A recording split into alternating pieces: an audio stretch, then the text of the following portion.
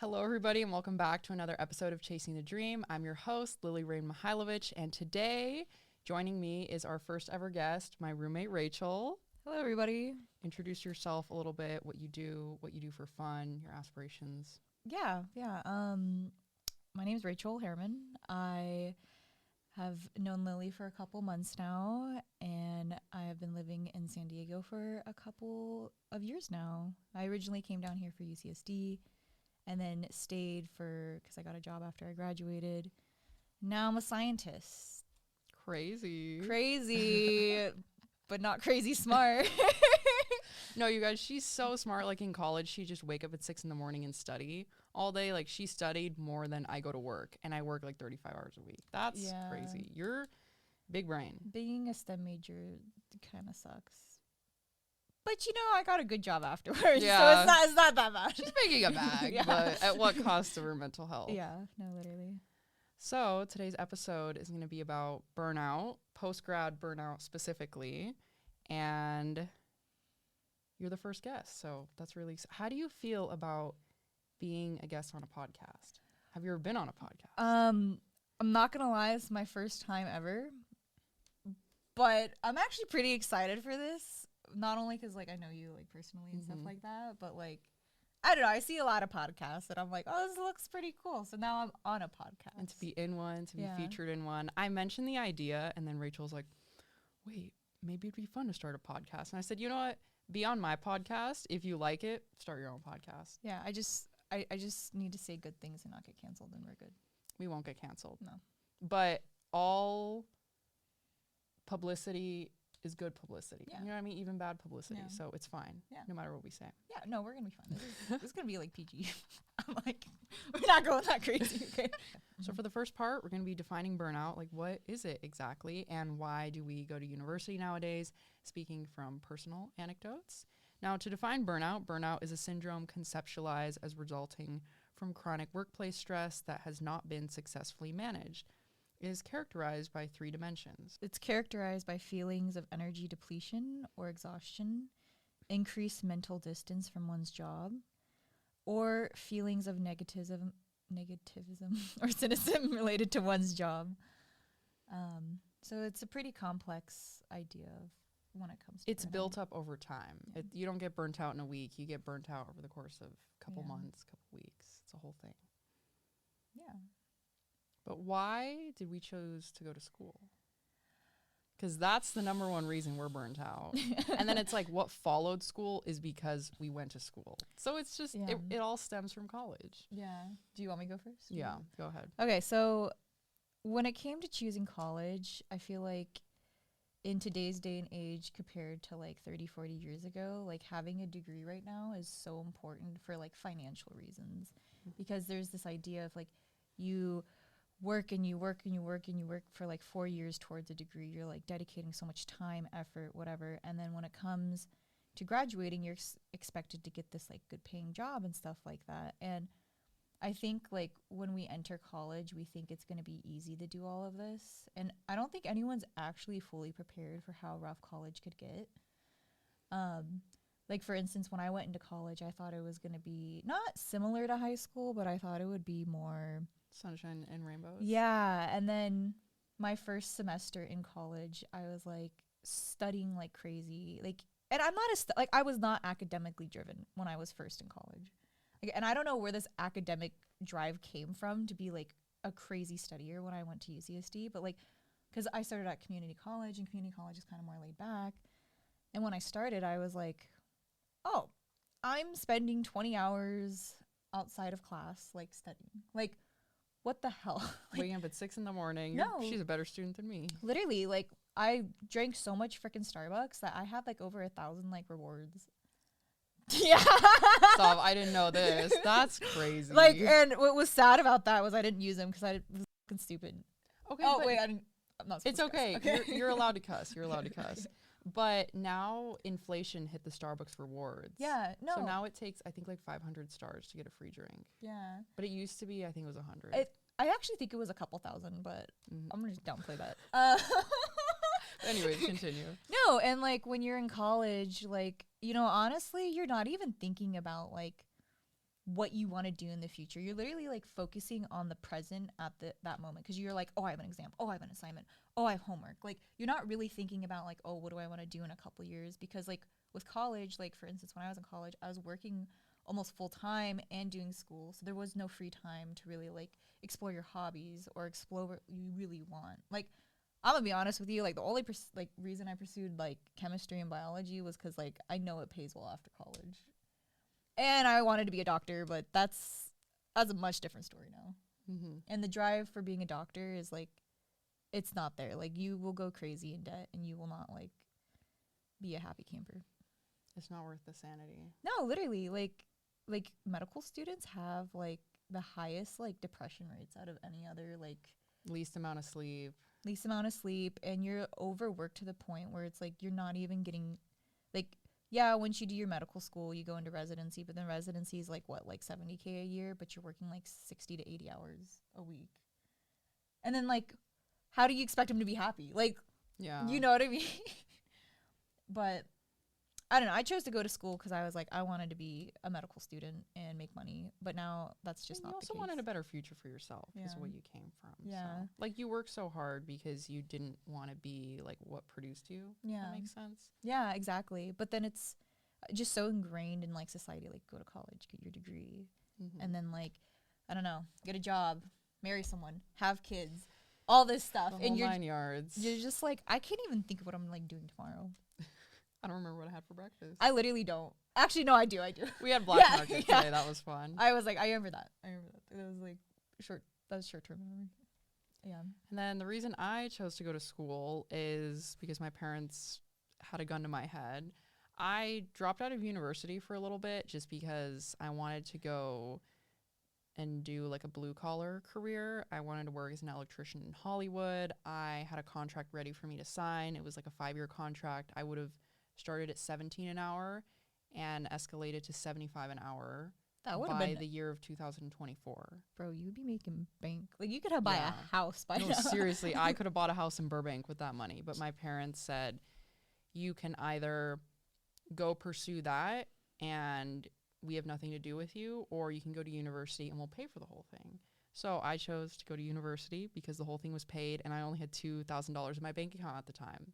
So I think it was meant to happen that way. I believe everything happens for a reason, and I was very distraught at the time because that's what I wanted to do. I was like, this is guaranteed, considering today's economy, but there's something better out there for me, and it was university. And I'm really grateful that I ended up going down the university path because I have a lot of creative freedom pursuing art history, and it's enabled me to travel and do my life-changing internship on the East Coast. But if I was working 40 hours a week, yeah, I would have been making bank, but I don't think I'd have friends working with a bunch of men in Hollywood industry, electrician stuff. It was more of like a lighting tech for productions, kind of like this one. You'd just adjust the lights. You could do ballets, concerts, so many fun things, and that's what I liked about it. But I probably would have ended up having a lot older friends living in Burbank. I would not have even thought about coming down to San Diego because that contract was just in LA. So wait. I haven't asked you this, but so then what made you, I didn't even know this. What made you want to come to San Diego? Oh, because, so I get into this on the first episode of my podcast, but if I signed that contract, I would have never even thought about going to San Diego because I would have been stuck in LA to finish my work contract. But because I chose to go to school, my dream school originally when I was in junior college, when I first came back, was Columbia, like something on the East Coast, fun.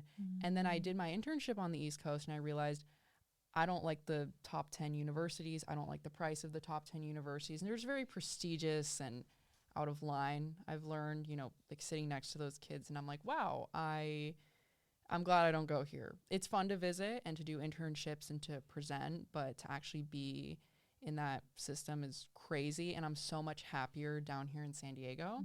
And I realized that San Diego was my top choice after I visited the East Coast. And San Diego was one of my choices, but it wasn't a top choice. I just knew that this was a fun party school and San Diego is such a beautiful city. And I was dating someone that lived down here at the time. And I visited SDSU a handful of times and I loved the campus. And I just said, okay, I'm going to throw this on the list. I applied and the East Coast thing just further kind of put in my heart that, okay, I like it there, but I love it here, and I could never leave California because I'm not strong enough to go through snow, to go through 80% humidity, 100 degrees. Holy cow, that I can't do that. I'm not built for that. So that's kind of why I chose to go to school. I didn't have a choice, but everything works out the way it's supposed to. So yeah, no, I think it did. I mean, if you think about it, like really prestigious schools, like quality of education is not the best. Yeah, and then when I did go to Johns Hopkins University, a lot of students get shot there, and it's yeah, like every year there's students just getting shot on campus. They don't have the best security at all. Like it'll literally just be girls in their 20s. They have super long Cardi B nails, and they're just hanging out on their phone. They're not actually security guards with guns and, you know, they're to protect the students. It's just more of a decoration so that the parents know that, okay, like, you know, there's someone protecting our students, but there isn't. There's no one protecting the kids there. I'm scared. It's such an open campus, to be honest. But you do need an ID to get in the buildings, but anyone could just walk around. That's what made me nervous about that area. I didn't vibe with Baltimore. I don't mind doing an internship there, but living there, kudos to you. Kudos to you.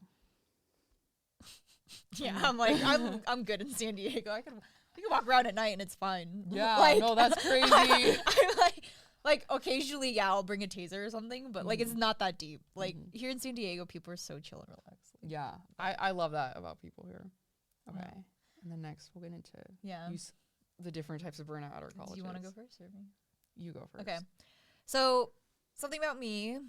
So I told you guys I went to UCSD. I graduated last year in 2022. Yeah. I'm like, what was last year? 2022 with a degree in pharmaceutical chemistry, which in long-term short just means like the ability to like learn to synthesize drugs and stuff like that in the pharmaceutical industry.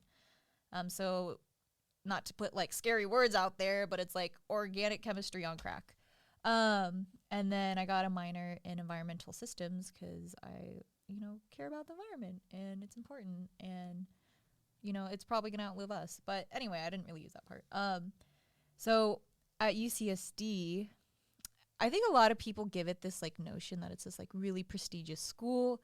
It's a UC, right? It's like, I think it literally last year ranked in the top like 13 like public universities actually in like the world. But it was also in the top 10 list of most depressed students in the nation. Yeah, so that's let's talk about that. Regardless of them being next to the ocean, which is even crazier. Well, okay, it's actually not really that crazy because if you go into the so there's like this connotation of UC is called UC socially dead instead of UC San Diego, because a lot of people who come here like. So UCSD is very like STEM-based organized in all aspects. Like we have a humongous like engineering program. Biology and mostly biology is heavily funded at UCSD. Same with chemistry. And it's heavily STEM-based. It's heavily like you have to be super smart to get into this school or else. And another thing about like San Diego, it's a big like biotech hub. So a lot of people once they graduate go to like work at a biotech company. But at UCSD, there's this like, it's insane. Like, honestly, like coming from community college where I thought there was a decent balance between work, school, and studying. Like, yeah, I was getting like maybe 5 hours of sleep a night, but I was like, oh, that's doable, right? And then I went to UCSD and holy crap, like that first quarter of like adjusting to a new university, because at community college, it's like semester based, right? And then you go into semester to quarter is crazy. If you go to, it's half the freaking time. It's literally, it's okay. It's not half, but it's like the time is divided differently. You guys start later, but you also end way later. It's literally classes are 2.5 months. So I'm very like, when I went to UCSD, like I knew how to study. I knew how to learn. I had learned that from community college, and I did good in community college. Like I was like acing all my exams. Like I was a smart individual. And then when I came to UCSD, like that was culture shock because the way I studied did not work. And actually, I almost failed one of my first classes when I went to UCSD. I almost failed. So I hated UCSD. Okay, I had to retake so many series because my physics series and my freaking biology series did not transfer over. And those take a year to do. I'll have you know that. Those take a year to do. Your full college experience, was it 5 years? Yeah.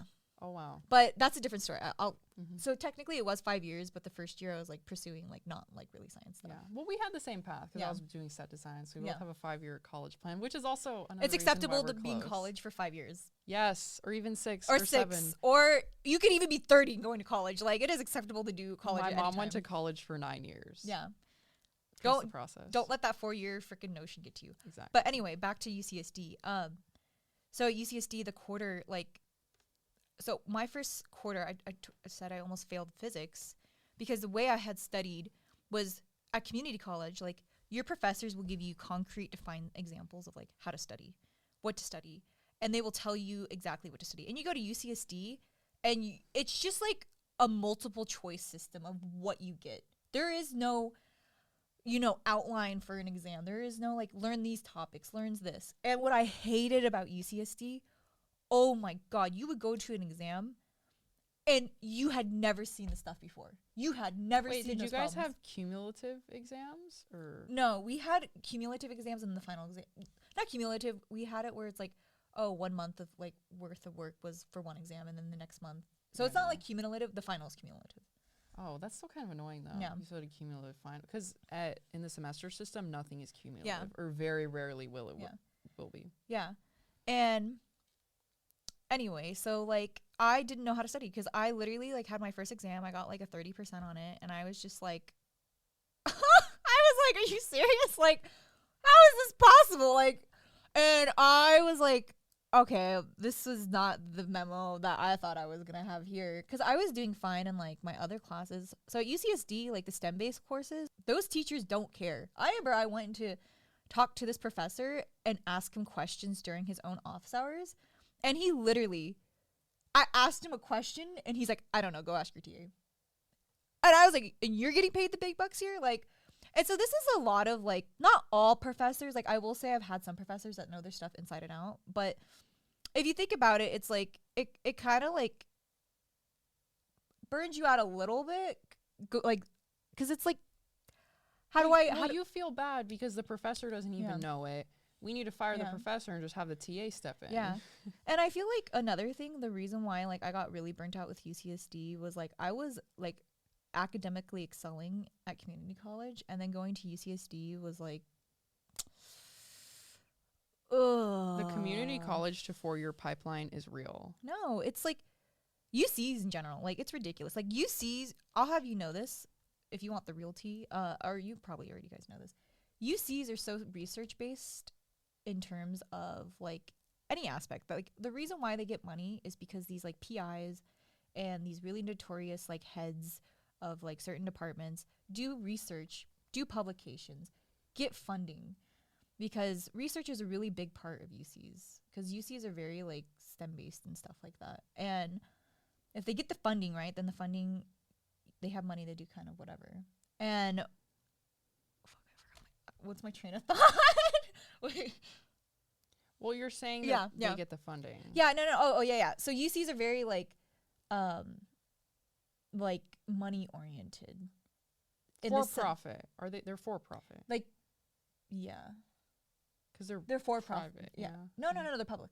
They're public. They're public, but they're still for profit. Yeah, but the issue is like, so you'll have these teachers that try to teach, but they're actually like, the universities are not known for the teachers. The teachers are just there to facilitate classes.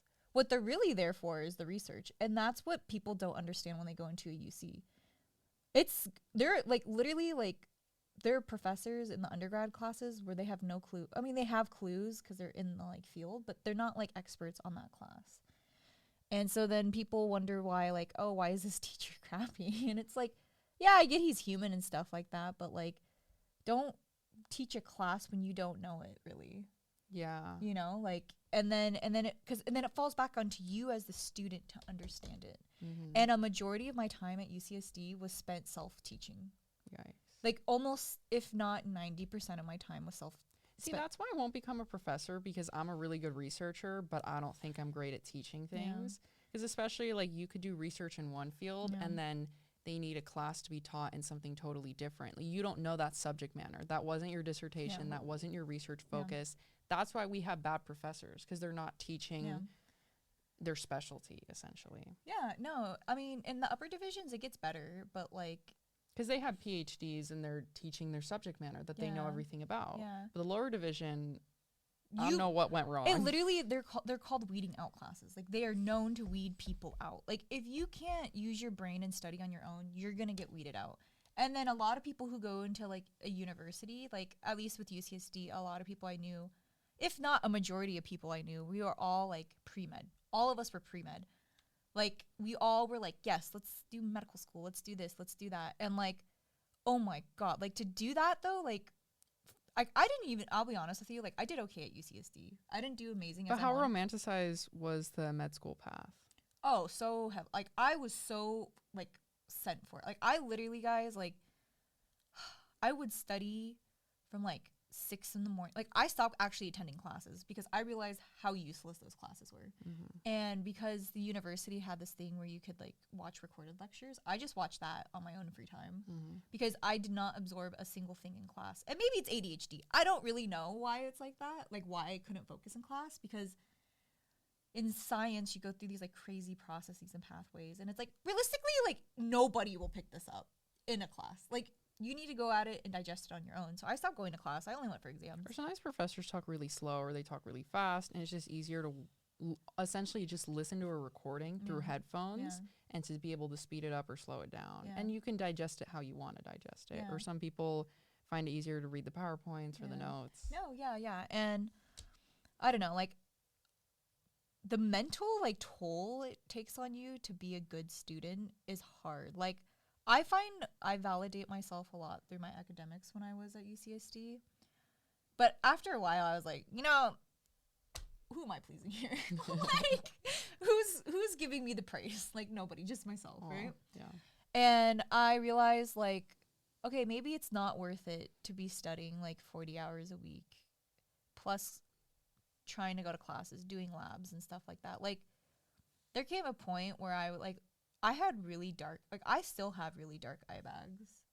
Like, and I think I have permanent eye bags actually from UCSD. University, no. Like so many people always tell me, oh, you look tired, Rachel. And I'm like, well, I slept 8 hours. I'm not tired. I just look like this. Okay. No, like UCSD, I keep hitting this, my God. I like UCSD gave me permanent eye bags. I actually had bald spots going off at one time. I don't think I told you, like you could see. School is never that deep. Dude, I had 3 bald spots at one time on the back of my head. And I was like, is this worth it? I don't know. Is getting like 4 hours of sleep or like 4 hours of sleep a night worth it? Not I don't know. quite. No, and then, you know, the struggle with like having like I always packed my schedule full, if not studying, if not working, if not doing classes. Like I literally like I don't know how you feel about this, Lily, but I literally struggled to eat during college. Yeah, Like, you don't have time to eat, and you eat out a lot as a result of it, but it's not good for you, and then you just struggle with eating habits, and it carries with you in your everyday life. Like even over winter break, over summer, you're like, oh my God, wait, I have time to eat. Yeah. You know, it just doesn't process. Like I literally like, cause cooking and stuff like that takes time. Like guys, I was eating the same meal every day for like a year straight. I told you this. Yeah. I was eating at UCSD from the Tapioca Express their freaking chicken katsu curry or chicken katsu pork, one of the two, every day for a year. That was my lunch, and it was such a big meal. I was like, this is breakfast, lunch, and dinner. Like, what is good to eat once a day? Like, what was wrong with it me? carries with you because now you like barely eat breakfast, but you're getting better about it. But sometimes you just like won't eat the whole day, and then I come home and I'm like, hey, have you eaten? Like, I can make you some steak or something. Like, let's go. I think I struggle with it on the weekends because I'm like, I just don't want to fucking do anything. You just haven't had time to process like being a normal human and like eating 3 times a day and not feeling stressed. And your workload doesn't help. No. I will say though, I did get rid of all my ramen. Nice.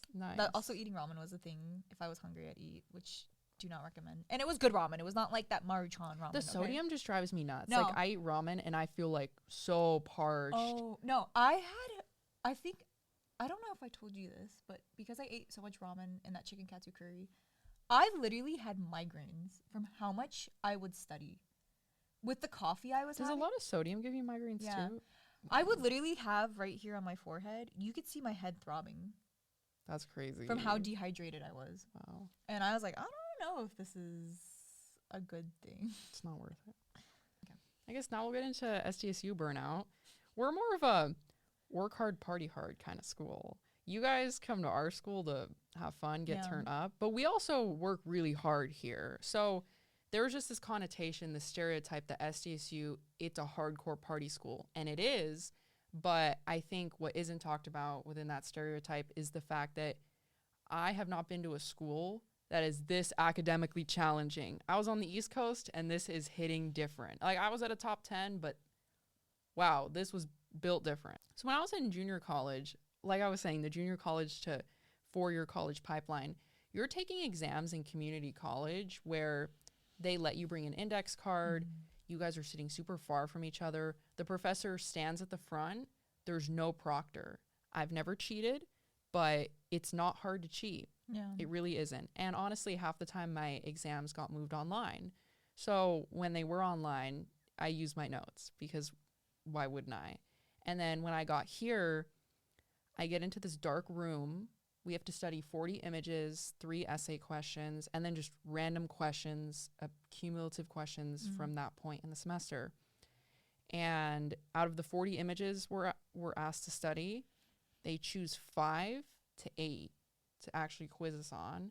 And you have to know everything. You have to know the date, the patron, the name of the painting, like who commissioned it, what it was made of, if it has some kind of religious sector, purpose, whatever. I'm not religious, so I don't know too much about that. But it's a whole thing. And I also grew up as an atheist, so art history is just, it's so heavily Christian based. Yeah. And I literally, like these famous figures, these saints, I don't know who that is. But then most people kind of had a religious background, so they could just point out and go, oh yeah, well, this is the scene of like the Virgin Mary and the Christ baby. I didn't know who the Christ baby was on day one. I'm like a hater on the Virgin Mary. Like, I just think the whole thing is so dumb. Like, she had a baby. Like, she's not like, a virgin. Did Virgin Mary get piped down and just didn't say anything?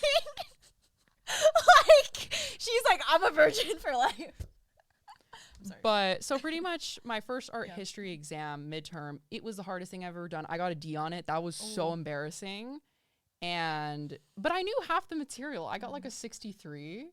But that's still, like, obviously that's a D. You know, I was embarrassed. And I just didn't study as much as I did in community college because I was used to studying maybe 2 hours a week. And when you're at a 4-year university, you need to study 20 hours a week at least, you know, in order to absorb those 40 images over the course of the entire semester. And there's even more images. There's at least 100, but then they pick 40 the week before the midterm. And that's what makes it so difficult. So there's all these images. They put one up on the screen and you have to pretty much write a paragraph about it and answer questions. And it's really difficult. Like, I had never done that before. And I loved art history because I thought art history was easy. I have the index card with me. You know, the whole room is lit up. There's space in between me and my classmates. Like, this is so easy. And I get here. Nobody likes the art history classes because of how difficult they are here at State. And that's my whole major. And I still have a lot of classes left.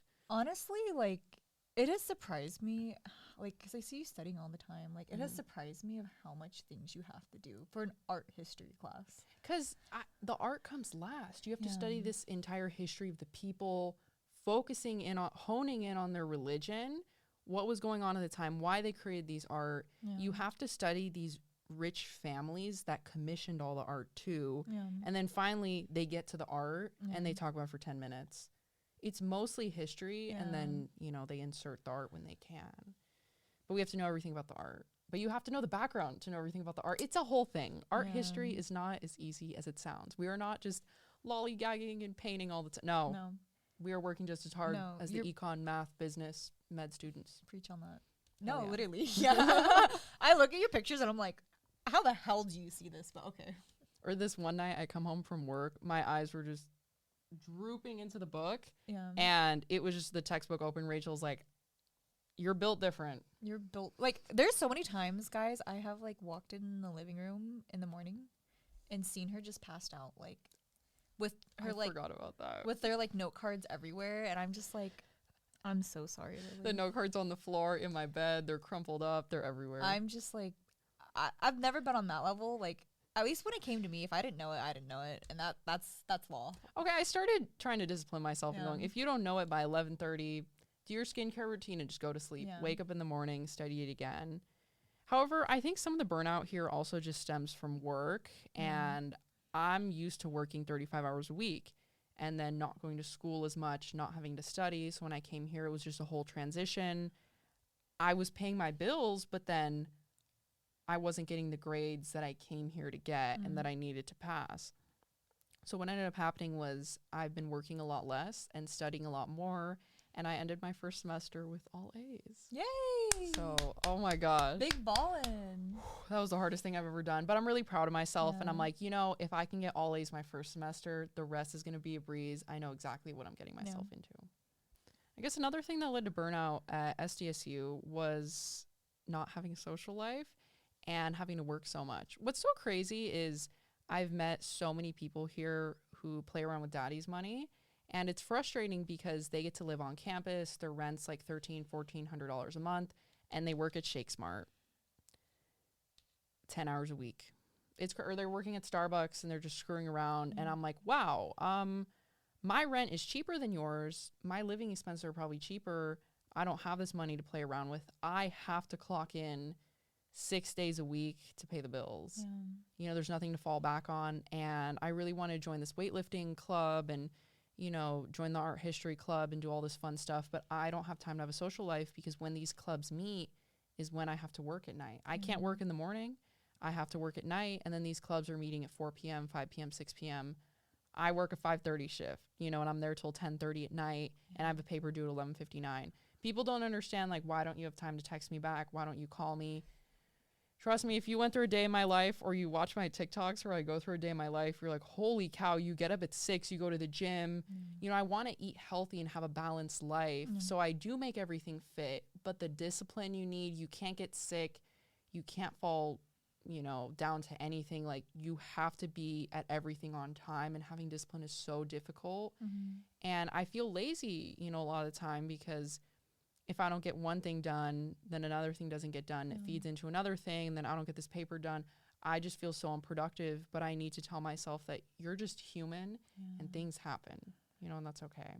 No, I agree with you on the no social life. Like, when I was at UCSD, like... Because I guess, like, social life is so fantasized in college. Like, that's the best part. You're going to meet, you know, your maid of honor and your girlfriends who are going to be at your wedding. It's going to be so fun, and these are lifelong friends. But that doesn't happen because of the state of the world that we're in. Unless you have your parents helping you out, it's very hard to have a social life because the demand to pay bills is so much higher than, like, school, essentially, in that case. Like, you will prioritize making sure bills are paid over, like, school. Yeah. And I still need help. I still call my parents to help me with my car and for my medical stuff because if I had to pay for all that, I would definitely be passing with C's. But also at the same time, I'm like, some people at university are so socially awkward, which I don't blame them, but, like, maybe I'm just mentally ill, but I'm like, I need someone who's, like, chaotic.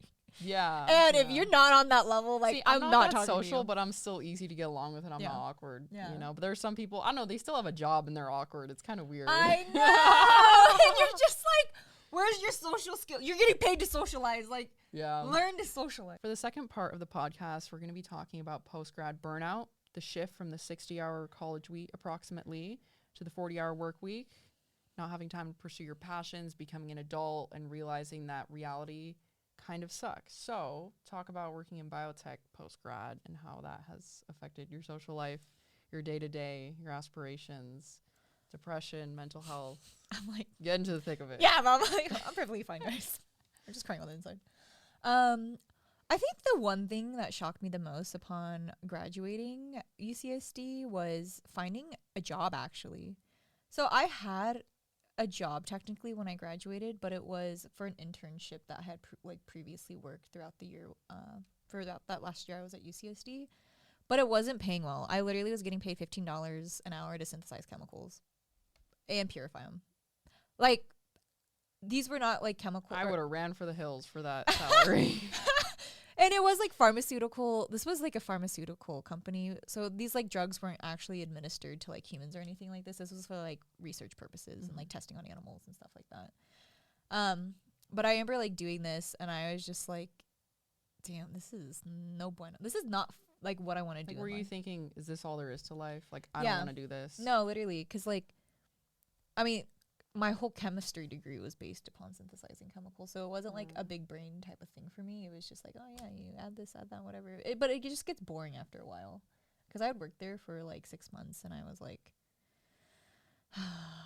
like, I think there's a 3-month rule with like relationships, jobs, people, everything. Like within 3 months, you have a feeling of whether you really like something or whether like you do not see yourself doing that, pursuing that, being with them. And yeah, no, exactly. It's not like anything personal against the people. It's just not what I wanted. Yeah, and then I okay. got actually offered a job with my current company that I work at now. And it was a low position, I'm not gonna lie. It was like, I think I was getting paid $20 an hour, and it was for like this like lab like assistant position, and all I had to do was like, I had a 3-month like grace period essentially to be like, oh, do we like you enough to hire you? And well, obviously since I'm still there, like I got hired and stuff like that. But I think what really surprised me the most from like the hecticness of like school to working is like, it is so exhausting to work 8 or 9 hours a day. Like, at least in the science field, because you're thinking all the time about things. If you're not in the lab physically, you're doing stuff outside of the lab to advance. There's nothing mindless about it. No. So your brain is being like put through the ringer for 9 hours. Yeah. And like, I'm thankful, like I have implemented a lot of like automation in our lab, but like it gets exhausting to do the kind of the same thing over and over and over and over, while also having all these responsibilities. So like, for instance, my position, like I'm responsible for kind of doing this one thing over and over and over, and I'm responsible for managing like these machines and stuff like that. I'm actually responsible for too many things, but that's a different story, and I won't get into that because I don't want my coworkers seeing this, or maybe not talking about this. But I think it's just tiring because I've worked there a year and like 5 months now, and it's like, I think I'm at the step in life now where I'm like, what's next? Like, I have been shoved a lot of things in my face about, like, not bad or anything, just, like, I've been dealt a lot of responsibilities, and I'm like, what's the next thing? Because, like, I realistically don't think I'll be in the lab till, like, the day I die. Like, that's ridiculous. And that's good that you see more for yourself, you know, because some people take half a lifetime to realize that, and the fact that you're seeing it a year into this job is great. I think what's crazy, Lily, like, I find insane, is I'll look at people who are much older than me, and they're still like excited for like this field, and I don't feel that. Yeah. Like, I just am like, it is what it is. As long as like I do a good job. It's not your cup of tea, No. but they, you know, some people are just that's their calling in life, and it's not your calling. Dude, you're gonna find something one day, and you're gonna have that same passion for it, and someone's gonna look and go, wow, like, you're inspirational. And I think what's scary about my job too, like, you probably are similar with this, but I think what's scary is, like, realistically I can't get promoted to much higher salary without like furthering my education. Like, I need to get a master's or a PhD in order to get paid like a 6-digit salary. Yeah, but what's so messed up about going to grad school is I've been on, you know, the inside end of grad school admissions, like hearing it from advisors from various prestigious universities. They don't want people that take a break and that go to work. You're seen as lesser than the people who are hella burnt out and go straight from finishing their bachelor's to PhD. So yeah, you get a master's in between, but you can commit to like a PhD program, you know, when you are a senior finishing your undergrad.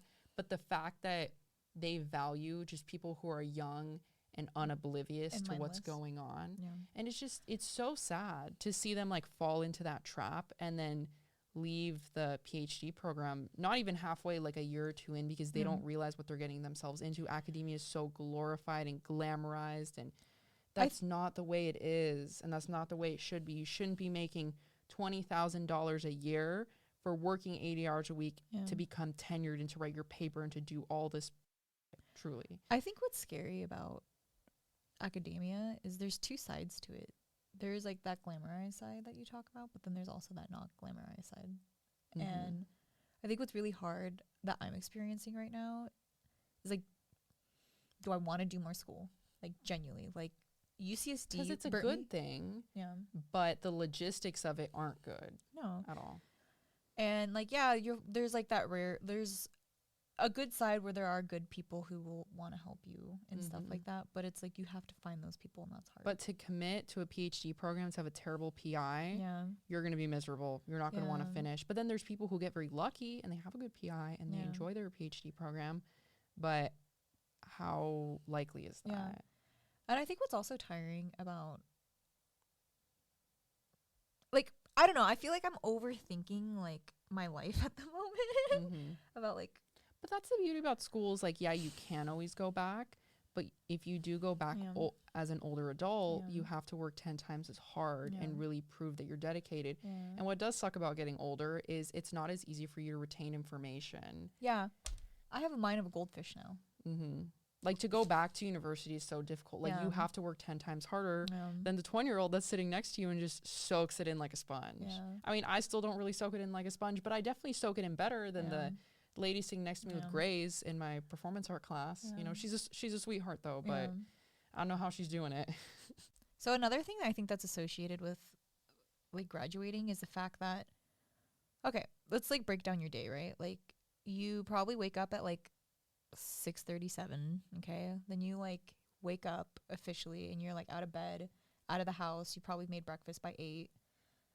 I don't do that. You commute to your 9 to 5. You commute to your 9 to 5, and then it's like 8:30. This is my schedule at least. And then I'm there till like, I don't know, 5:30, sometimes 6, depending on the day. Then the traffic is yikes. And and then the traffic, you get home and it's maybe like 6:30, and it's like, then you only have like realistically like 3.5 hours of your time to do things. Well, if you don't count making dinner too. Yeah, that's so okay, let's bring that down to like 2 hours. And that's if I don't go to the gym too. No, those 2 hours get eaten up by, oh wait, in order to function, be healthy, I need to go to the gym. And I have to make something, you know, good to eat afterwards, and then I'm gonna go Mimi's. No, literally, like after work, sometimes I'll hit the gym because it beats traffic. And then I come home at like 7:38. And then I have to make food. And then it's 9. And then I procrastinate going to and then I'll shower. So but it's like, in order to wake up at 6 a.m, you should go to bed by like 9:30, 10 o'clock, and there goes your whole day. And then you should be. We have a really hard time with that. And then by the time I'm like, oh, it's bedtime. Like I've showered by 10 maybe. I literally don't go to bed till like 1 or 2 in the morning.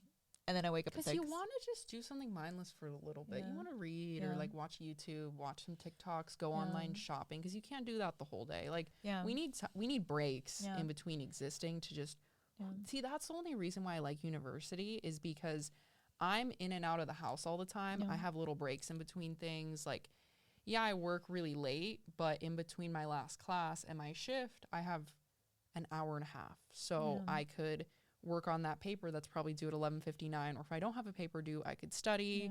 I could, like, what happened recently, I lost my entire wallet and I had to just go through getting a new driver's license, doing all my credit cards, just doing adult stuff in between. Like, you need that time to just do necessary human things. And it kind of sucks, you know. It feels like your whole day is eaten up by adulting and paying your bills, and I have to go to school, I have to go to work, I have to go to the gym. When is there time to do something fun? And the only time there's to do something fun is when you kind of reserve it in your schedule, when you plan a trip. Okay, this week I'm going on my vacation. But then if, you know, something unexpected happens, wow, I just spent all this money on a vacation that didn't even happen because I got sick or whatever.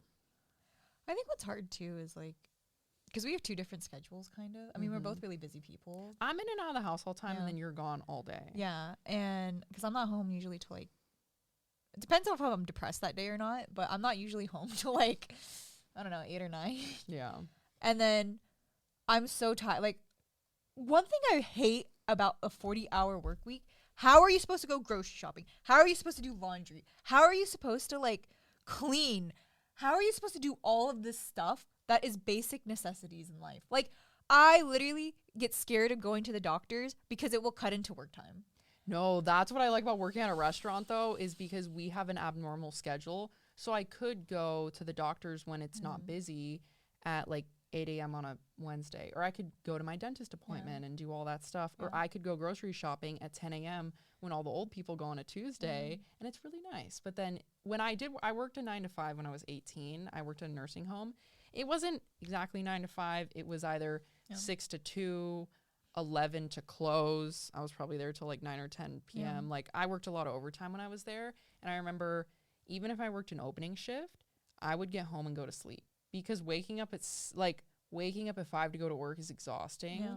And then I did physical labor for my job, and your body is tired. Like you can't go out with people and have fun and be social and like go to the gym and do all those normal things because your body physically can't. And then your brain is like, I want to do something that isn't work or basic human necessities, which is what's so hard about the 40-hour work week.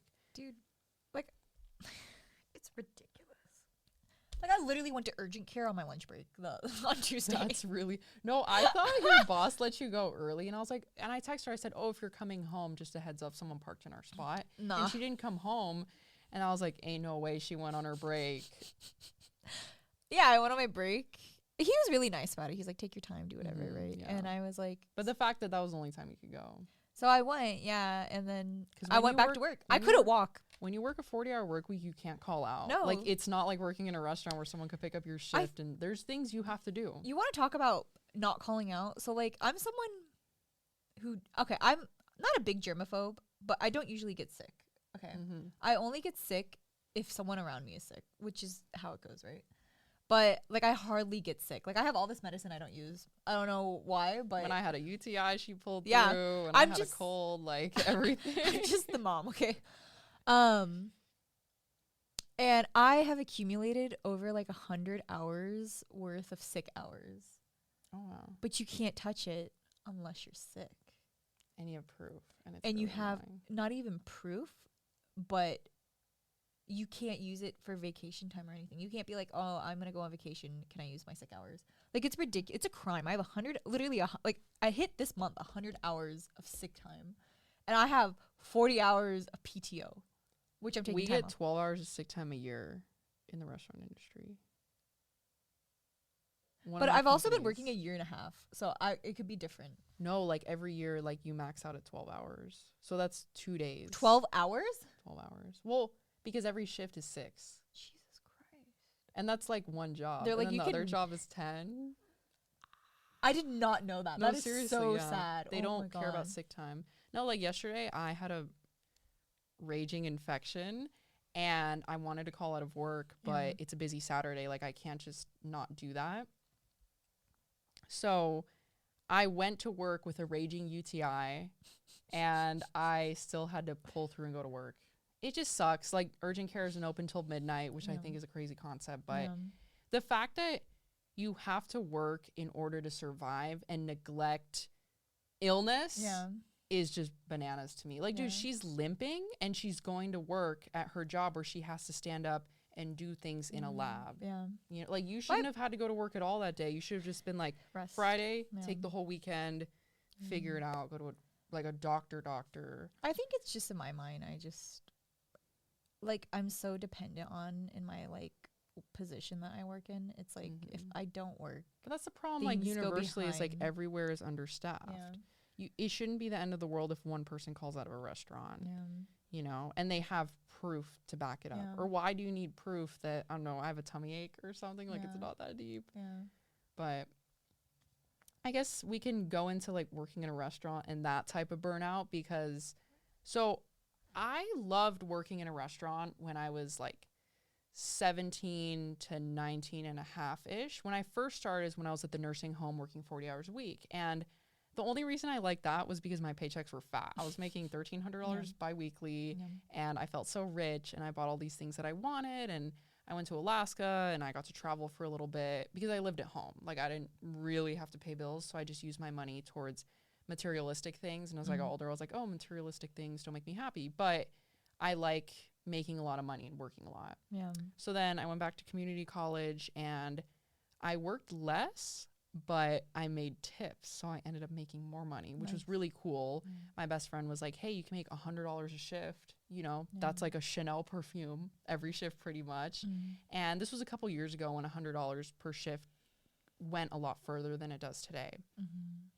So I worked there, I made tips, and I made well over 100 every shift, and I was doing really well for a while.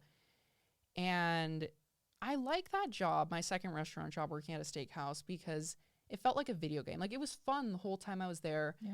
My coworkers, like, we actually felt like a family. We all looked out for each other. I follow a lot of them on Instagram. I love them so much. Like, they looked out for me and like gave me genuine life advice, and we're like, we're always here if you need us, you know, we'll always be at this location in Torrance, and you know, we always have a soft spot for you, and we want to know what happens to you post-grad and university, and like, you know, what you end up doing in life, because you're gonna do big things. And that's what I loved about them. You know, they helped me like grow into the young adult that I am today. And that job was fun until I started doing it closer to 40 hours a week. So I went from 20 to like 40-ish. And I picked up a lot of shifts because I needed money to move to San Diego. And I'm really glad that, you know, I was in that space with them working. But server burnout is real, and it's exhausting, and just like customer service generally is really tough, because some people see it as, well, you only work like less than 6 hours and you work like 3 days a week. Yeah, I don't work that much, but the work that I do is very high stress. And a lot of times I contemplate just being a receptionist like at a hotel or a nursing home and doing something that's very low stress. Like, I'm just sitting behind a computer and like printing things and showing people around. Then I'd rather have an 8-hour day that's chill than 3.5, 4 hours that is like the highest stress of your life. Like, I'm literally standing at the computer like this, like like my tables are freaking out. I have to do all these other, like, that's not normal. No. Especially for like me being 20 years old, like the way people will like speak to you and yell at you, like, you don't mess with two things: people's money and with people's food. And those are the, you know, the most important things in a restaurant. And like, people are like having a heart attack over their lobster that's missing. Like, table 9, you need to grow the fuck up. It's gonna come out when it comes out. I've gotten to that point. I think what crazy is, like, I find crazy too about the things you've told me, it's like, these are people that like you walk past on the street. Like, these are normal people. But when it comes to like that, like, they go banana. Like, it doesn't take a lot to be a kind person. Okay. Like, unless the food was like, I don't know, I had a roach or something in it. Yeah, I can see why you're mad. But like, yeah, that doesn't happen though. Yeah. That's why I have an expediter that checks everything. And you have to also realize, like, as they are human, like, the servers are also human too. But people don't realize that. Or they do. They just maybe I think neglect I'm just it. burnt out and like disappointed in humanity sometimes, because where I work now, the cocktail area is a little more open, and you can like, when the server's alone, you know they're alone because they're running around. Like, you're sitting here and there's like 10 other tables around you. Like, you can see that I'm the only one tending to all of you guys. And to catch an attitude with me when I have 3 drinks in my hand and like people's desserts packed up and like a check under each armpit, and to go like, where's my ranch? Like, why don't you have my... I'm sorry, I'm not an octopus. Like, I say that to tables are rude as hell. I'm just like, yeah, sorry, I don't have 8 arms. I'll come back for your ranch, you know? And it's the fact that people don't have to pay for ranch in my restaurant, which like makes me really mad. I don't think I could handle being in the food industry. Like, I think I would actually take that. Multitasking is bananas. Like, if someone yelled at me about ranch, like, I would take that ranch and just throw it at them. See, you can't do that, and that's what's kind of hard about it. I'm like, if you want to be mean back. See, I've talked to a lot of people, and they're like, oh yeah, I can handle working in the industry. And I'm like, so what if I present to you this situation? Like, what would you do with this customer that's giving you a really hard time about the ranch? Oh, I'd bring them the ranch and tell them to shut the fuck up, or like throw the ranch at them. And then I'm like, you can't talk back to people. You have to be nice, because even saying like one line that is like slightly demeaning or like degrading towards the customer can jeopardize your entire tip. Like, you have to be nice no matter what. Even if people like speak to you a certain way. Sometimes, like, if people get to that point, which has only happened like a very small handful of times, I just tell them, okay, you're not allowed to speak to other adults like this, especially service workers who are handling your food. And I'm going to bring a manager, because like, you're just insulting me right now. Like, I'm going to refuse service to you right now, because you shouldn't cuss at someone handling, like, God, like, it's so ridiculous the way people will see you like running around doing the best you can and still cuss you out. I think it's just insane. Calling you a child. Like, I feel like servers are not even perceived as like people. And that's like what really mind boggles me. Like, yeah, they're doing their job. Yeah, they're getting paid, but it's like people don't People deserve just treatment. see it as like Yeah. we're like silly little fairies running around and getting tips. Yeah. But we're so traumatized. And one time I went to a restaurant pretty recently at this restaurant in Beverly Hills, and the guy asked me, my friend Lindsay, he goes, do you guys have any preferences, allergies, you know, dietary stuff? And we look at him and go, no, like we eat everything. And he went, oh, okay, you're the first one today. And he goes through the specials list. He's so excited, you know, just talk us through the menu, you know. But it's the fact that like we didn't have, like, we were just like normal people, like cruising through, no preferences, anything. And, you know, this is a very prestigious area, like in Beverly Hills.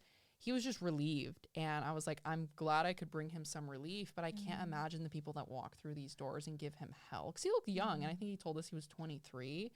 And he looked like he was 27. Like, the restaurant industry ages you. And when I talk to other people, they always think I'm a lot older. People think I'm like 23 to 25 just because of the traumatizing experiences I've been through. And I've also worked a 40-hour work week, so I understand, I guess, what people in their mid-20s have gone through. Yeah. So that's the one thing I'm thankful about working in a restaurant. I guess it's taught me to like be more social with people, and I kind of broke through my social anxiety working in a restaurant, and just like I feel like I get along with more people. I'm not as judgmental. Like, you never know. Like, some people are actually end up being really nice. Like, they give you they look kind of stanky, you know, across the room, and you go up to them, they're actually really nice, you know. But it's a lot.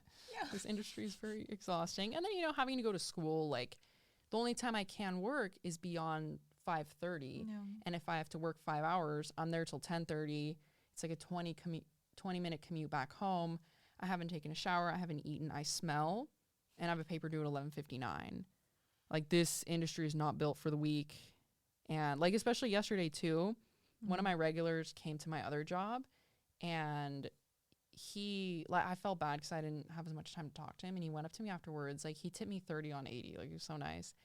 And he was like, you work really hard here. Like, you bust your ass, and you have so many tables, and you're doing a really great job. Like, so sweet. And I was like, thank you. Like, I don't give myself enough credit for working 2 restaurant jobs and going to school, and also pursuing things like my podcast and my content creation, and trying to have a social life and go back home and, you know, be a normal 20-year-old. But it's a whole thing. And I think the one thing that keeps me here is how much unreported income I have. If the IRS is listening, then I report everything, like every single penny. You do. So yeah, I'm like, no, always. Don't question it. Always, yeah. There's no unreported income, but it's just nice to have that supplemental, just to like, I can pocket this and walk away. Like, so there are a lot of like older people who go, hey, like, do you want me to tip in credit card or cash? Like, what's better? And I always tell them cash. Just say you didn't tip anything. This is my gas money. Like, thank you for doing me a solid. You know, it's really hard nowadays. Like, I pay my own bills. I go to school, and they're like, we get it, kiddo. This didn't happen. And that's, you know, that's where I believe in humanity again. There are a lot of really kind people, and, you know, sometimes they see you're having a bad day and they go, don't worry about it. You're good. You forgot my ranch. It's not that serious. Like, just pack it up to go, and we're chill. And then they tip you something stupid, like on Thanksgiving, this really sweet couple tipped me 40 on 80. And I swear my service was really bad with them, but I gave them everything I needed. I just didn't get to check up on them as much as I wanted to. And they left a fat tip, and I went up to them after. I said, thank you. Like, you made my day. You guys were so sweet.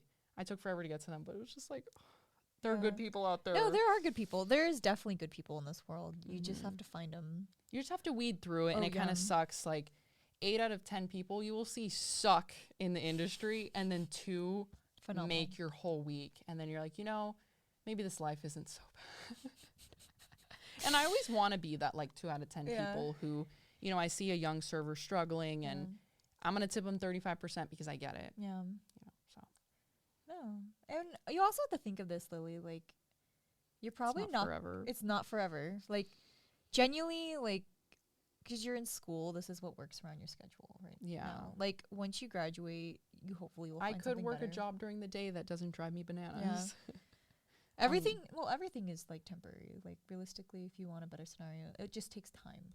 Like, I believe there's so much more out there, and I want a better life for myself. I know that this is what works right now, and it would be dumb for me to leave right now. You know, like, I'm burnt out, but generally, like, I do enjoy it, and it's fun. I like making tips and running around. Like, I get my cardio in every shift. Like, hell yes. To continue on to post-grad burnout, I really want to get into, this is something I could write a whole book about, how most people are not doing what they want to do, even when they graduate from college, because we see graduating from college as time to pursue like what we actually love and what we're passionate about. And we spent 4 years or even 6 years, like if we decide to get a master's after our undergraduate degree, now I'm doing what I set out to do. But that's not how it usually goes. No. I could guarantee you, like, everyone who's graduated from university or really any, like, educational base, whatever, no one knows what they're doing once they're graduated. Or like, after you've done something for 4 years, like, I'm not the same person I was from when I was 18. no, like, your thoughts and opinions and everything change as you go through college and in life in general. And I really think it's unrealistic to think someone who graduates college is going to do that one job that they get afterwards for years. Because realistically, like, once you're done with college, you have no clue how, like, the real world is. Yeah. You really don't. You go College prepares you to study. Like, they don't prepare you to work. No. So that's why you have no. a culture shock when you start doing a 40-hour work. You're like, wait a minute. Like, I have to relearn all this stuff for this specific company I'm working for. Yeah. No, like, it's insane. Like, I don't even know how, like, I don't even think you'll know what you want to do until you're, like, much older in life. Like, you could pursue what you want now. Like, I think what people need to do now is, like, pursue things that they think they're interested in and see if they like it. And that's what will hook you into something that you actually like. That's why I'm a strong believer in community college and just trying out different classes and different majors. And then the classes that you gravitate towards most, then take that as like, okay, I'm going to pursue this, you know, rather than, oh, I want to try this. You take a nursing class, you're like, never mind. I think I want to do music. You know, it's cool because you save money and you don't feel gunned down to a degree because you committed to it and now you're in debt. Yeah. So, well, I think it's also insane that we go to college and then most people, like, don't even use their degree. Yeah, no, I'm looking up a statistic right now. A third of recent college grads are working at jobs that have nothing to pertain to their college degree. Well, also a reason that is because with how the current, like, market for jobs is insane.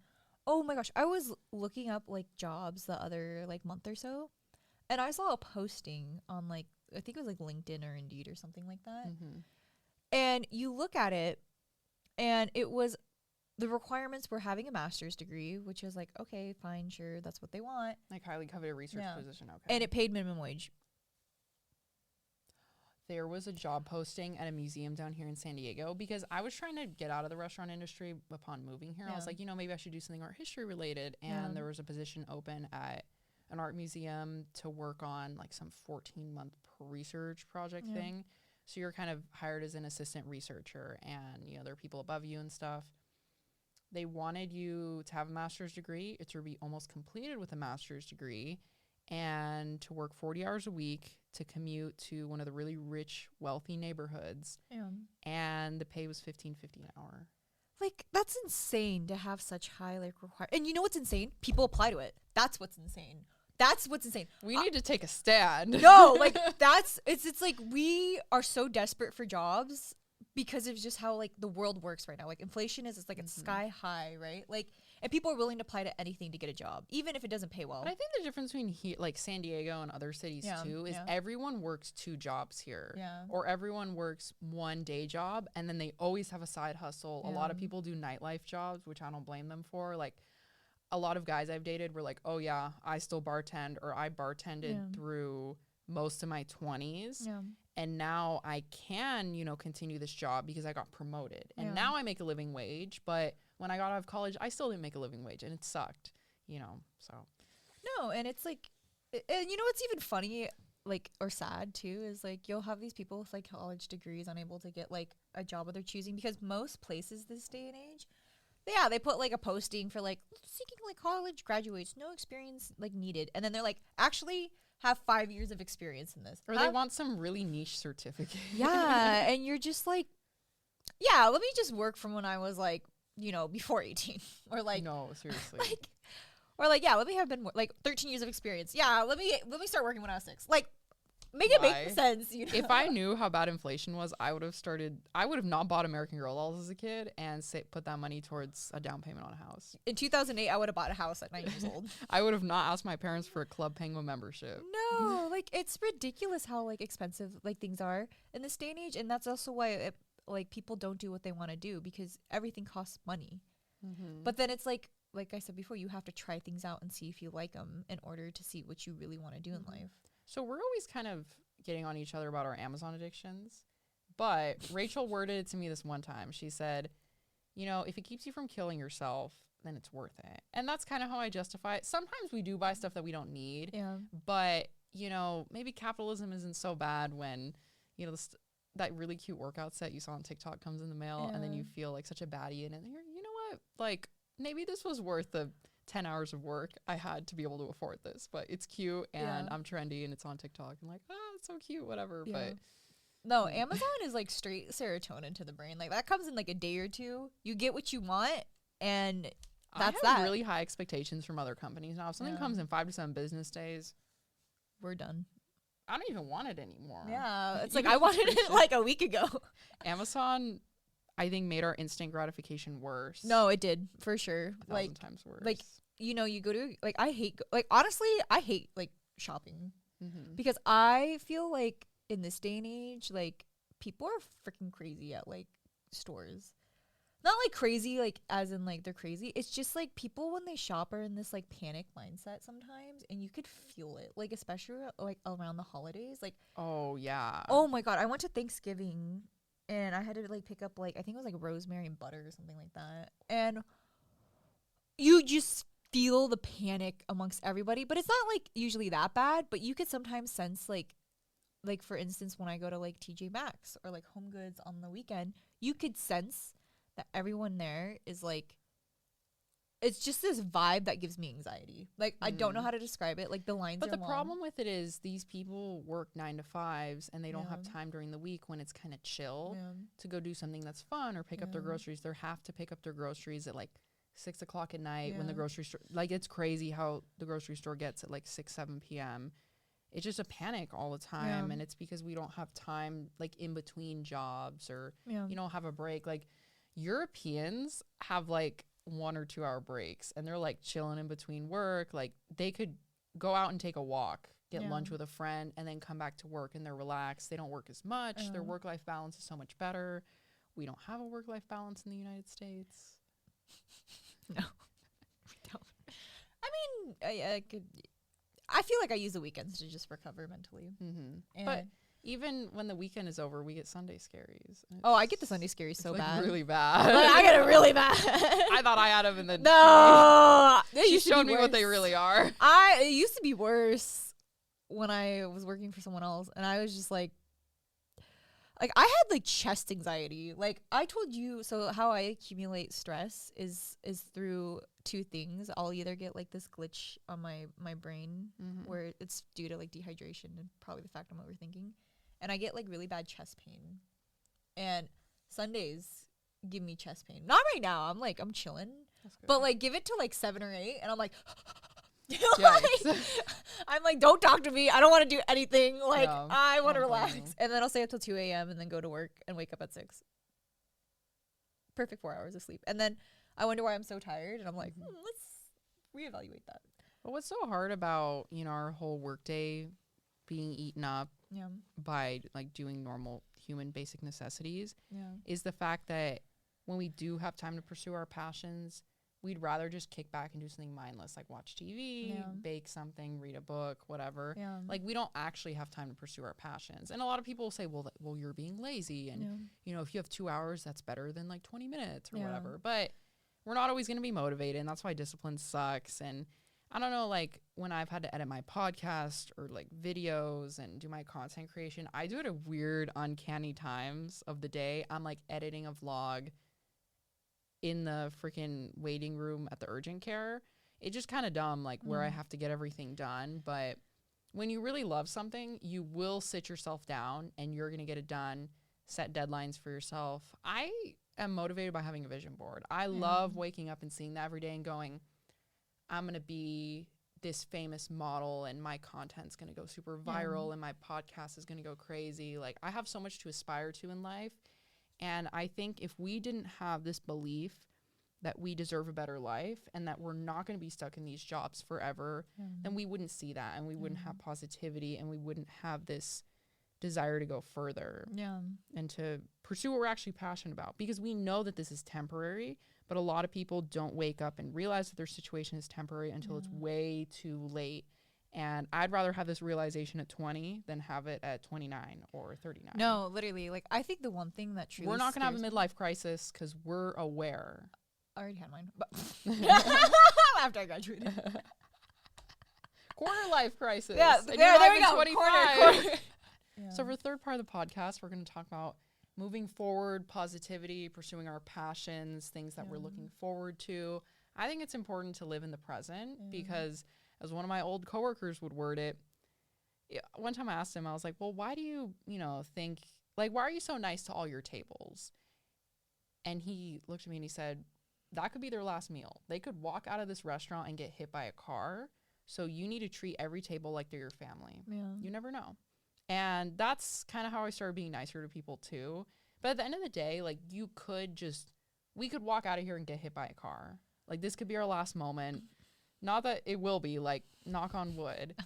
But it's really important to just look for happiness in the everyday mundane. Like, my life is kind of boring. I wake up, I go to the gym, I cook healthy, I go to school, I come back, I cook healthy again, and then I go to work. But when I'm cooking, I have invested a lot of money into, like, kitchenware stuff because I'm such a geek about that. And I just like collecting things. But I have these, like, heart-shaped bowls that I scramble my eggs in every morning. And I have pink plates, I have pink cups. And it just makes me feel like I'm living my own little Barbie dream world. And it just, if I'm having a bad day, I get to scramble my eggs in this pink bowl. And that puts a smile on my face. I think that's really important. We don't find enough happiness because we're always, like, scrambling and, like, looking towards the next thing. But if you're happy in the moment, that's what's going to get you through the next day and the next year and the next decade. And just truly, like, being happy with your present situation, because happiness is not this long-term thing. It's an in the moment. You need to find it in whatever situation you're in. Yeah, no, like, life's short. Literally. Blink of an eye. You could like, life could change in any way that you want it. Like, I'm a firm believer, like, that you could really change how you perceive life and stuff like that. Like, yeah, you're in full control of your situation. You are in full control of your situation. Like, and it's scary how much control you have sometimes. Like, you can make consecutive actions to change your life if you want to, but it's just getting over that hurdle. And some people just don't have that. But like you said, Lily, like, I'm very thankful that now, as, like, we're getting older and I'm realizing, like, life is short. Like, there is, like, that's why we went skydiving. Yeah, we went skydiving because I was like, I feel dead on the inside. I haven't talked about this on the podcast yet, so we'll talk about it.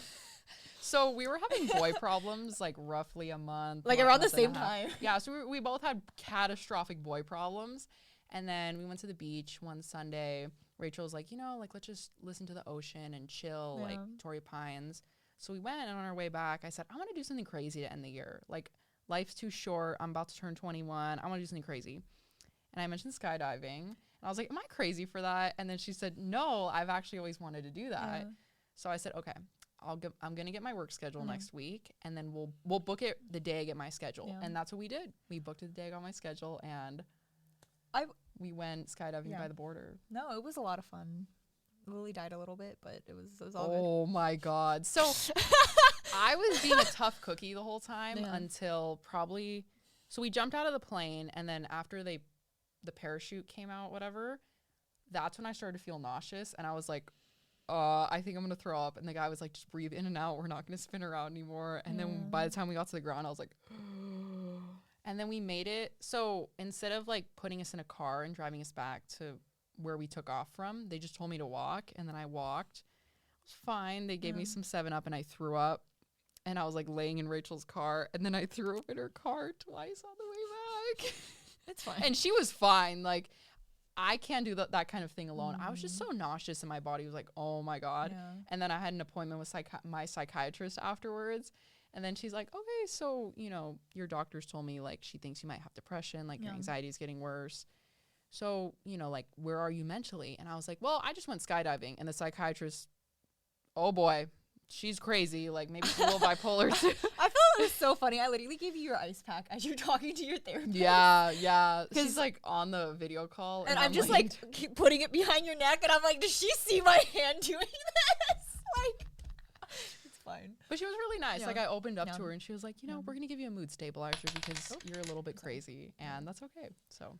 You know, she didn't call me crazy. I'm calling myself crazy. But. You know, honestly, the one thing I'm very happy we did about skydiving, and honestly, there's one thing I'm very appreciative of you for, is your ability to see things so positively. Like, I literally have one fucking meltdown, and I'm just like, I'm a puddle. Beforehand, you were like, oh my god, well, what if the parachute doesn't come out? And then she was asking the guy who was like skydiving with her, like, you know, I don't know, what's the craziest thing you've seen, or have you ever fallen? I don't know, just. I asked him, like, before we even jumped, I was like, please, but I was scared shitless, okay? I was the chicken, but then I ended up not being the chicken. Mm-hmm. But we actually both were not the chicken. We both went. Yeah. Our eyes just got really big right before we went out of the plane. Like, you have to tilt your head all the way back. It was traumatizing. And then you see how far you're about to fall, and then you actually fall out, and you're going 200 miles an hour when you fall out of that plane. Like, no one talks about how fast the air goes and how crazy it is. Like, that is an exhilarating experience, no doubt. But the reason why we did skydiving too was not just because of issues we were going with. It's because, you know, life is short, right? I keep saying this, but you need to find happiness in like your everyday life. Like, go do the things that are on your bucket list. Do a bucket list. Yeah. 100% do a bucket list. Do stuff. I'm like, am I yelling too loud? You're okay. Keep going. I'm like, you're getting excited. Do things in life that make you happy, because is it better to be happy or not? Is it better to cry or is it better to laugh? I think it's good to do both. I think it's good to do both. Yeah, but it's healthy. I like laughing and like putting this. But if you have things you look forward to, then you're not going to be as sad and like, oh, I don't see anything for myself. Like, one of my best friends is really, really depressed, and she's like, I don't see myself traveling or having a family and all this stuff. And as she got a little bit older, like, I told her, make a bucket list and these places you want to go to, and she started finding things that she loves. And, you know, kind of recently she told me, I want to start a family one day, and I want to travel to where my mom's from and all this stuff. And I said, dude, you've improved so much from when I first met you, and you didn't see any of this for yourself. And that's really good. So generally you should make a bucket list, because there's so many things that are going to keep you through. Like, when you're having a really bad day at work, you're going to remember, well, one day I'm going to go to Thailand, or one day I'm going to go to Bali, one day I'm going to go skydiving, or I'm going to write a best-selling book on the New York Times list. You know, you have those things to look forward to. And if, you know, you're working on your script, whatever, for the book that you're writing, or the podcast that you're working on, and you're saving money to go on that really expensive trip, that's your reminder that, like, you're getting there. You know, you're working towards it, and anything's achievable in this life. Just put your like mind to it, put your whole like soul into it. You don't even need to put your whole soul. Just like, put actions into it. Like, you don't have to be rich to buy a nice car. Like, you can take forever to save up and get the nice car. Like, you can get it. Like, everything is achievable. Like, hard work pays off. Putting your actions. You have to be a little delulu to like really believe always be delulu. Like, no matter how crazy an idea seems, be as delulu as physically possible. When I wanted to move out at 20, my family thought I was crazy. And then I like showed them the money I had, and I signed my lease, and they're like, wow, you actually did it. I was the youngest one to move out. My whole family moved out when they were almost 30, and I moved out at 20. Like, literally all my cousins, my brother's still home. He's not even 18 yet. But everyone else, like, they're in their 20s, late 20s, and haven't left. And I was like, I'm going to bite the bullet and live my best life. And now they see me post things on Facebook, like skydiving and doing my podcast and stuff. And they're like, wow, you're fearless and you're very ambitious, and you are always what you said that you would be. And that's something I'm proud of myself for. I think another thing with like moving out too is it like you no longer have anything holding you back. Yeah. Like you no longer like, you should never take, I mean, everyone wants to like hear their parents' opinions and stuff like that, but ultimately you know yourself the best, and ultimately you should make the decisions that will better you in that run. Especially with content creation, I feel like I didn't go full blast when I lived at home, because people think it's dumb, or people in my hometown think it's dumb, but I don't know anyone here, and that's what I love about it. And there's no, like, I'm recording my podcast and my dad's in the other room, like, I don't want to hear about your school, or, you know, how, whatever, this, that. Like, I'm just here in the studio 120 miles away from my hometown talking about whatever the hell I want, and that's what I love about it. Yeah, and it's amazing to not live with your parents. Yeah, no, seriously, like, oh my gosh, I see videos of people sobbing living at home, and then I'm like, I will pay any price to not live at home again. Like, I'd rather live on the streets than live at home. Like, I'm not even lying. Actually, not always the case. But I like... Maybe not the Mission Valley streets with those homeless people, but... I think now as an adult, I value my, like, independence and my ability to kind of just do whatever I want. Yeah. Like, you literally, like, life is... There's just so much to do in it. We haven't even lived any of it yet, really. Like, we're so young still and so, like, unaware of how this world is that, like, we have so much more to look forward to. It's just so fun to be young, to have all these opportunities waiting for you. Yeah. You know, blossoming into the adult that you want to be. Yeah, because, like, when we're 50, like, yeah, we're gonna have money probably, and we're gonna be old and tired, but we're not gonna have the energy to do things. But see, that's what's the problem with, you know, these boomers that worked 40 hours a week for 40 years. They're like, oh, I'm saving all this money for a better future, and then one day I'm gonna be able to use it and to spend it and to live this luxurious life. By the time they get there, you can't travel because you're old and you have medical issues, and, you know, there's just something wrong. And you just, like, it's way harder for you to be able to do all those things. So that's why it's like, if you have the money while you're young, screw it. If you're in your 20s and you're broke, you're doing it right, because this is the time to take risks. You don't have them. You don't have assets. You don't have kids. You don't have a mortgage payment, because also we're probably not gonna have a mortgage payment the way this economy is going. But like, there's nothing holding you back. If you have pets, give them to a friend to take care of while you go off to Thailand for a couple months and, you know, pursue this business venture. You know, I've seen so many people, like, in their 20s, just, they have great ideas. They go off to other countries, they pursue them, they get manufacturers, they work on these passion projects, and they wouldn't be able to do that, or they probably would have a much harder time doing it if they had kids, if they had all these things holding them back. But if you're in your 20s, take the risk. If you have $4,000 and this project you want to do is like $3,000, screw it, because that could be the best decision you ever make, or it could be the worst decision you ever make. But it's the learning lesson, and you'd rather be, like, about to die, like, on your deathbed, I'm glad I did that, rather than wonder, what would have happened if I pursued my passion? Like a lot of these boomers and these Gen Xers who are very bitter, and they project onto us when we pursue what we love. And it's because they never had the courage to do that and to take that risk. My grandparents, I don't mean to interrupt, but, like, my grandparents are a prime example of this. My grandma managed apartments for 30 years, and she stayed at this one complex back in my hometown. But in the meantime, because she didn't pay rent, she was the manager at the apartment, so she got her rent comp pretty much. She didn't make much. I think she made like $20,000 a year, but she made enough to survive. And they had opportunities to buy investment properties, like entire apartment complexes, and then she could work at hers, then also manage other ones. But they never bit the bullet with any of those investment properties when they were cheap, like $100,000 for like an entire apartment complex, like way back in the day. Nowadays, that's worth like millions. You know what's insane? Like, I could have been born into wealth, but my grandparents did not bite the bullet. literally, no. Like, the housing economy is like, it's like, but the thing is, ridiculous. Like, I don't blame them, because that is a really big risk to take. Like, that would have been all the money in their bank account going towards this one property. They would have had no idea if it would have worked out.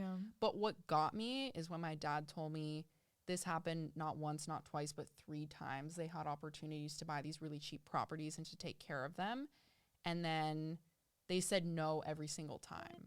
You know, like, the first time it passed you by, I get it. But like 2 or 3 times, eventually you got to do it. You know, my crazy ambitions are just like my little side projects and stuff. But then theirs was, they like properties and fixer-uppers and all that. Like, my dad deals with rental properties in Oklahoma. My aunt is in the same business with him. Like, that's what they like. But I like doing crazy recording stuff and influencing and photography and video and stuff. So we're all different, and that's kind of the beauty of everyone.